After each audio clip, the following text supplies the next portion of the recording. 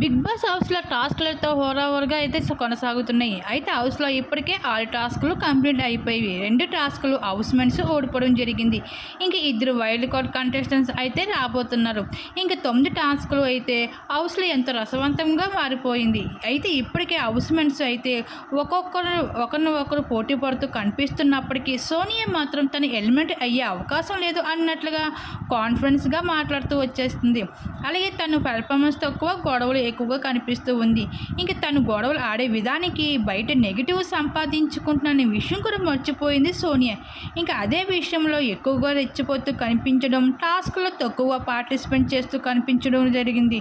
అయితే నిఖిల్, నువ్వు హౌస్ నుండి వెళ్ళాకే నేను వెళ్తాను, నీకన్నా ముందు నేనే వెళ్ళే ఛాన్స్ లేదు అంటూ సోనియా కాన్ఫిడెన్స్కి విపరీతంగా పెరిగిపోతుంది. కానీ ఇక్కడ ఓటింగ్ పోల్లో మాత్రం ఆదిత్య, సోనియా, పృథ్వీ లియెస్ట్ ఓటింగ్లో ఉన్నారు.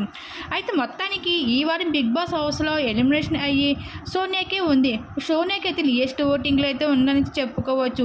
మరి బిగ్ బాస్ మరి సోనియాని ఎలిమినేట్ చేస్తారా చేయరా అనేది మరి ఎదురు చూడాల్సిందే. దీని మీరేమనుకుంటున్నారు? మీ అభిప్రాయాన్ని తప్పకుండా కామెంట్ సెక్షన్లో షేర్ చేసుకోండి.